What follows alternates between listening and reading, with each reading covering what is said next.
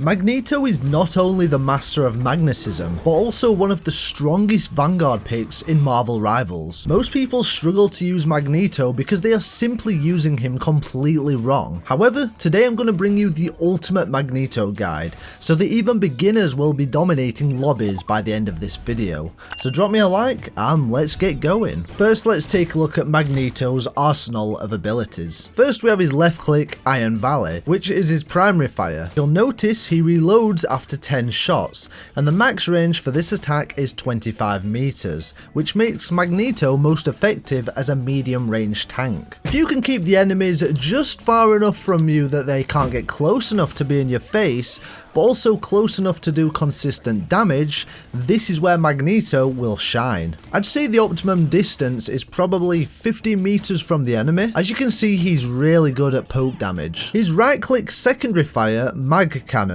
is a really unique ability that most people don't understand how it works. This ability has 4 different levels of power stages, and building it up takes longer, but obviously dishes out more damage. Now you can see the potential damage output by either looking at this indicator here or counting the rings behind Magneto. This ability will charge up over time, but you can actually speed up the process by absorbing damage with your bubbles, which we'll get into shortly. Now at full charge, when the indicator goes purple, not only will you produce the most damage, but you'll also generate a knockback effect, which is great for keeping the space between pushing enemies and your team. As well as this ability has infinite range, which makes the ability really great for finishing off squishes. You can do a bunch of damage with your primary, and then when the enemy is weak, you'll have a charged mag cannon and you can just finish off the job. Obviously, both of these abilities require a semi-decent aim,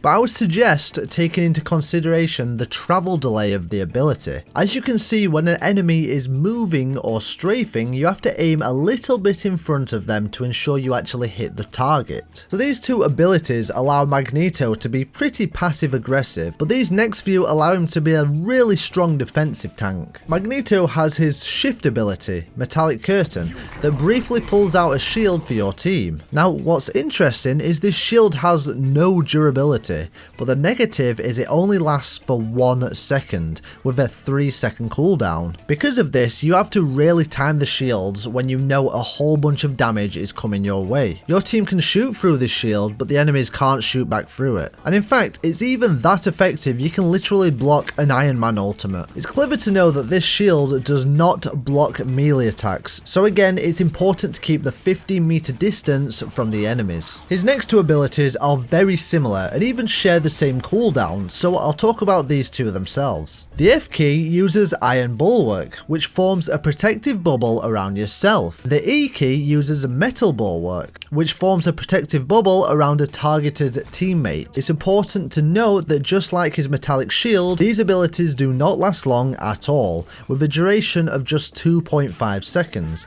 and a cooldown of 12 seconds. Like I mentioned, these abilities are intertwined, so if you use one of the two, then both the abilities go into cooldown. As you can probably imagine, it's important to know which ability to actually use in different situations. If you're up front and you know you're going to take a large amount of damage, it's good to use the bubble on yourself, as you'll generate a lot of charge for your mag cannons. Whereas sometimes, if they're playing dive heroes like Venom or Spider-Man for example, it's good to save your bubbles for your teammates. It's obvious the flankers will try to punish them first, so it's wise to be aware of your teammates' positions, not only so they can keep you alive, but so you can peel for them when they get in trouble. Although, if you are planning on using it on yourself, I wouldn't recommend using it at full health. Personally, I like waiting till I'm about half HP to use the bubble to give myself some protection. Magneto has a basic melee attack, using his greatsword, which can be activated with the V key, but I wouldn't actually recommend relying on it too much, as it doesn't do too much damage,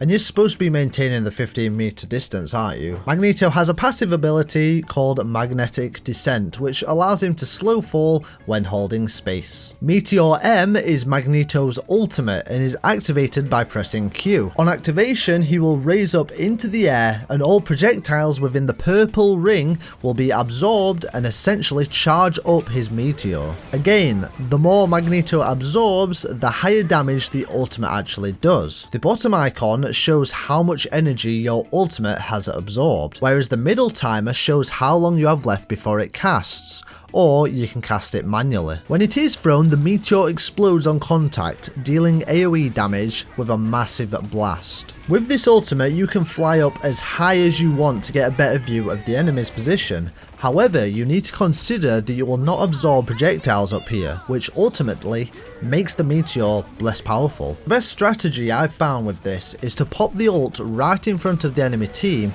so that you swallow a whole bunch of damage, and then aim for the backline, as usually if you get the charge up to around 35 to 40, you can one-shot squishes, and then of course causing AoE damage to other enemies as well. Again, this ultimate consumes all projectiles, including Iron Man's ultimate, so you can use this as a defensive ultimate as well, and then retaliate aggressively. Warned though, most people don't know this, if the charge hits 100 on the power scale, it will literally overload and self-destruct. Here's where Magneto really shows his strength, with arguably the most overpowered team up in the entire game. When Magneto is paired up with the Scarlet Witch, you can activate Metallic Fusion with the C button, which infuses Wanda's chaos energy with Magneto's greatsword. This attack not only has infinite range, but can also damage multiple enemies at once, and even 3-shot squishes. Because this team up ability lasts for 10 seconds, then goes into a 30-second cooldown, you can essentially cycle through your standard abilities. When you run out of them, you can play aggressively with Metallic Fusion, and by the time you finish with your team up, all your normal abilities will be back. Now I want to show you how to use Magneto to the best of his ability, and this can be a little confusing, but this is the best combination when playing aggressively. First, start the team fight with Metallic Fusion, which should get you at least a kill, or seriously damage the enemy team and use up their cooldowns. Then use Iron Volley to damage enemies further, and when they're low, finish them off with Mag Cannons. If you're holding a point and want to get value, it's best to use basic attacks, then Mag Cannon, basic attack, and then use bubble to get Mag Cannon charged fast, and repeat the process. As well, you can do it this way round, where you bubble, use basic attack, Mag Cannon, then basic attack. But finally, if they have a really divey team, you need to use your resources conservatively. When an enemy jumps onto one of your teammates, drop the bubble. Use your Mag Cannon to knock them backwards, and then pull up your shield to keep them alive. Now before I jump into the advanced tips that really set you apart from other players, please subscribe and leave a like. I'm trying to hit 100 subscribers and 200 likes on this video. After lots of time playing Magneto, it's clear to see he doesn't work too great as a main tank. Instead, he's much better as an off tank. So playing alongside either a Doctor Strange, a Thor, a Captain America for example, really works well, as they can act as a front line and you can play just behind them ready with your poke damage and bubbles.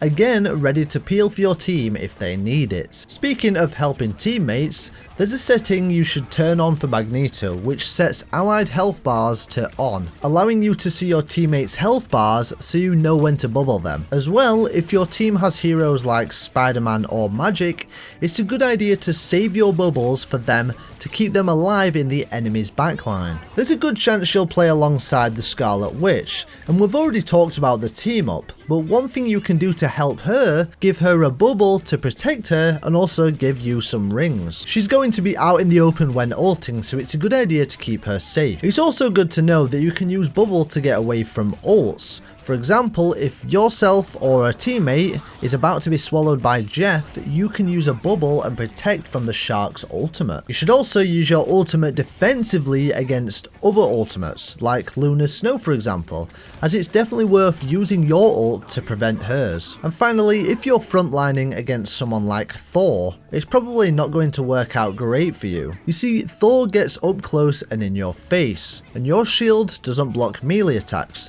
so I'd probably recommend just counter swapping. Finally, when fighting, don't get tunnel vision trying to get kills on the enemy team. It's important to be aware of your surroundings, not only of flanking enemies killing your supports, but also ensure you're not positioned horribly standing out in the open. Remember, your shield doesn't last long, so it's good to use natural cover when you can so you don't burn your cooldowns. That's the best Magneto guide you'll ever find on YouTube. Let me know which hero I should do next. See ya!